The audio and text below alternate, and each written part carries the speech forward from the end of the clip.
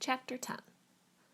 Though now the middle of December, there had yet been no weather to prevent the young ladies from tolerably regular exercise, and on the morrow Emma had a charitable visit to pay to a poor sick family who lived a little way out of Highbury.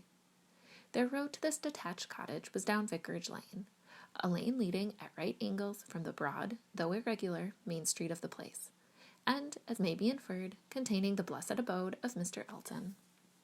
A few inferior dwellings were first to be passed, and then, about a quarter of a mile down the lane, rose the vicarage, an old and not very good house, almost as close to the road as it could be.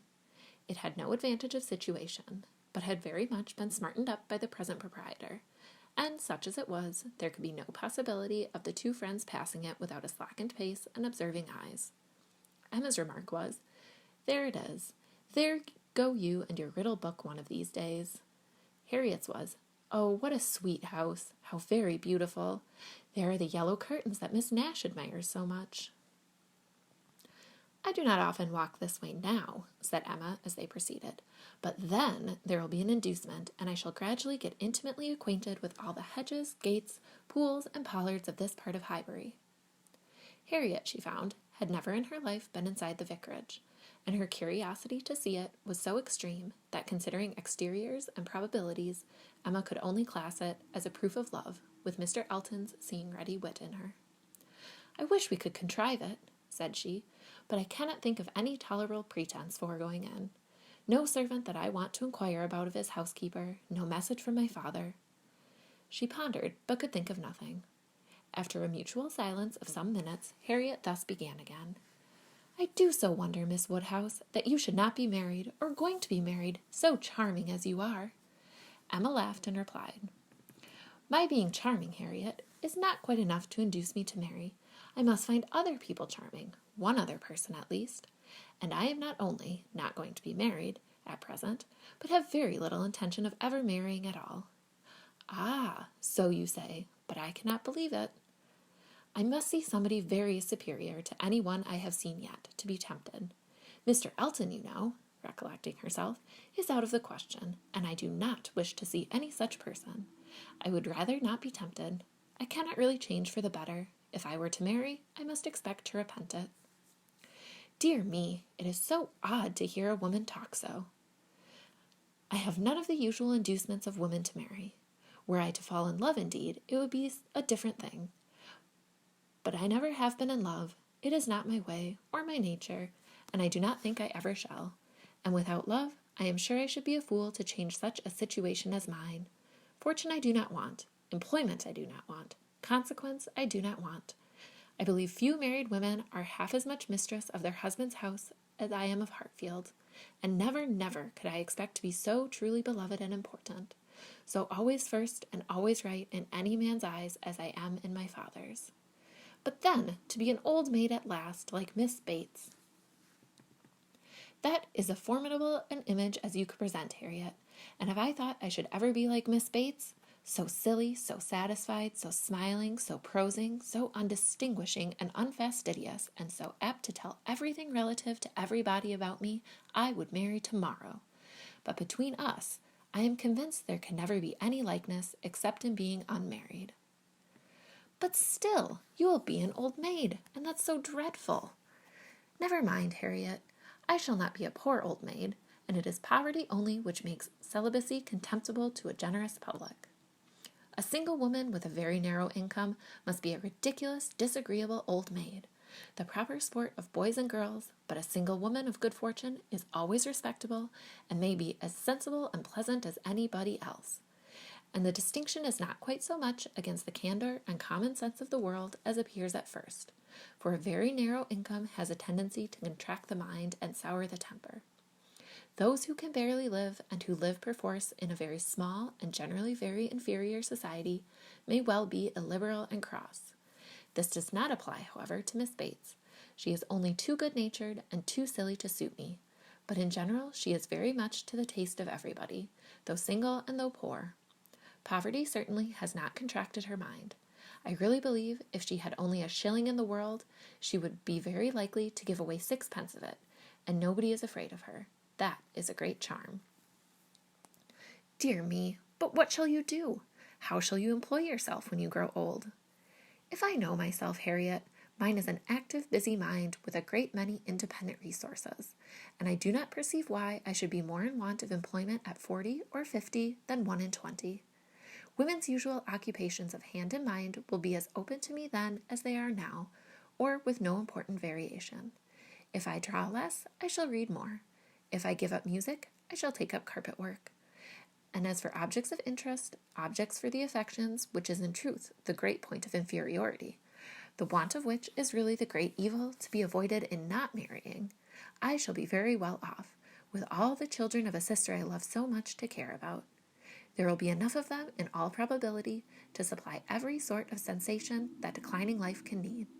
There will be enough for every hope and every fear, and though my attachment to none can equal that of a parent, it suits my ideas of comfort better than what is warmer and blinder. My nephews and nieces. I shall often have a niece with me. Do you know Miss Bates' niece? That is, I know you must have seen her 100 times, but are you acquainted? Oh, yes. We are always forced to be acquainted whenever she comes to Highbury. By the by, that is almost enough to put one out of conceit with a niece. Heaven forbid! At least that I should ever bore people half so much about all the Knightleys together as she does about Jane Fairfax. One is sick of the very name of Jane Fairfax. Every letter from her is read 40 times over. Her compliments to all friends go round and round again. And if she does but send her aunt the pattern of a stomacher or knit a pair of garters for her grandmother, one hears of nothing else for a month. I wish Jane Fairfax very well, but she tires me to death. They were now approaching the cottage, and all idle topics were superseded.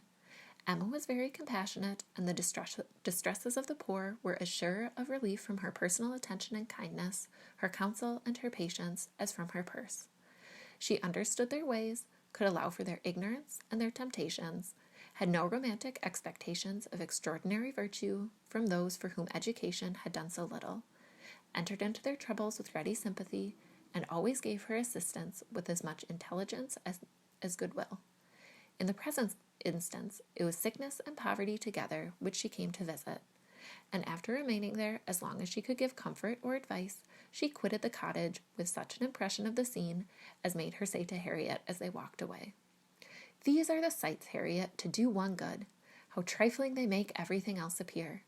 I feel now as if I could think of nothing but these poor creatures all the rest of the day, and yet who can say how soon it may all vanish from my mind?"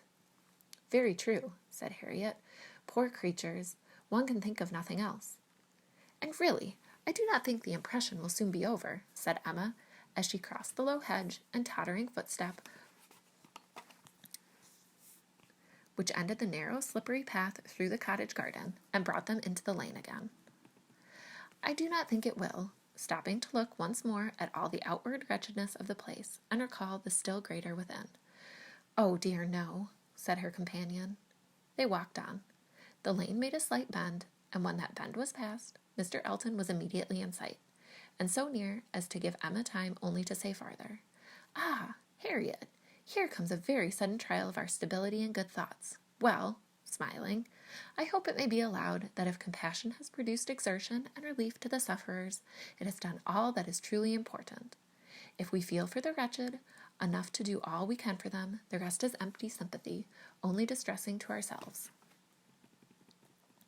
Harriet could just answer, "Oh dear, yes," before the gentleman joined them. The wants and sufferings of the poor family, however, were the first subject on meeting. He had been going to call on them. His visit he would now defer, but they had a very interesting parley about what could be done and what should be done. Mr. Elton then turned back to accompany them. "To fall in with each other on such an errand as this," thought Emma, "to meet in a charitable scheme, this will bring a great increase of love on each side. I should not wonder if it were to bring on the Declaration. It must, if I were not here. I wish I were anywhere else." Anxious to separate herself from them as far as she could, she soon afterwards took possession of a narrow footpath, a little raised on one side of the lane, leaving them together in the main road. But she had not been there 2 minutes when she found that Harriet's habits of dependence and imitation were bringing her up too, and that, in short, they would both be soon after her. This would not do. She immediately stopped, under pretense of having some alteration to make in the lacing of her half-boot, and stooping down in complete occupation of footpath, begged them to have the goodness to walk on, and she would follow in half a minute. They did as they were desired, and by the time she judged it reasonable to have done with her boot, she had the comfort of farther delay in her power, being overtaken by a child from the cottage, setting out, according to orders, with her pitcher, to fetch broth from Hartfield. To walk by the side of this child, and talk to and question her, was the most natural thing in the world, or would have been the most natural, had she been acting just then without design. And by this means, the others were still able to keep ahead, without any obligation of waiting for her. She gained on them, however involuntarily. The child's pace was quick, and theirs rather slow, and she was the more concerned at it, from their being evidently in a conversation which interested them. Mr. Elton was speaking with animation. Harriet listened with very pleased attention, and Emma, having sent the child on, was beginning to think how she might draw back a little more, when they both looked around, and she was obliged to join them.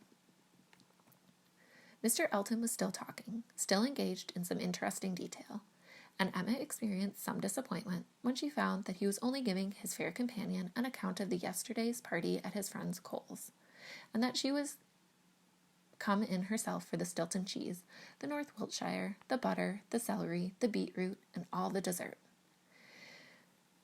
This would soon have led to something better, of course, was her consoling reflection. Anything interests between those who love, and anything will serve as introduction to what is near the heart, if I could but have kept longer away. They now walked on together, quietly, till within view of the vicarage pales, when a sudden resolution, of at least getting Harriet into the house, made her again find something very much amiss about her boot, and fall behind to arrange it once more. She then broke the lace off short, and dexterously throwing it into a ditch, was presently obliged to entreat them to stop, and acknowledged her inability to put herself to rights so as to be able to walk home in tolerable comfort. "Part of my lace is gone," said she, "and I do not know how I am to contrive. I really am the most troublesome companion to you both, but I hope I am not often so ill-equipped. Mr. Elton, I must beg leave to stop at your house and ask your housekeeper for a bit of ribbon or string or anything just to keep my boot on."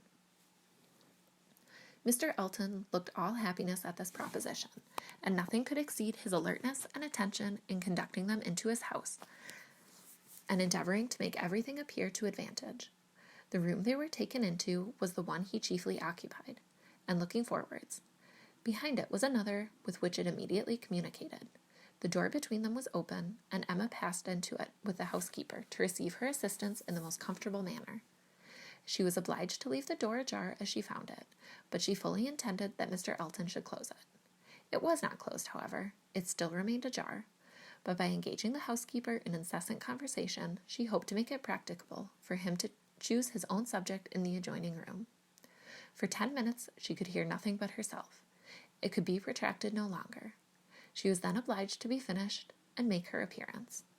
The lovers were standing together at one of the windows. It had a most favorable aspect, and for half a minute Emma felt the glory of having schemed successfully. But it would not do. He had not come to the point. He had been most agreeable, most delightful. He had told Harriet that he had seen them go by and had purposely followed them. Other little gallantries and allusions had been dropped, but nothing serious. Cautious, very cautious, thought Emma. He advances inch by inch and will hazard nothing till he believes himself secure. Still, however, though everything had not been accomplished by her ingenious device, she could not but flatter herself that it had been the occasion of much present enjoyment to both, and must be leading them forward to the great event.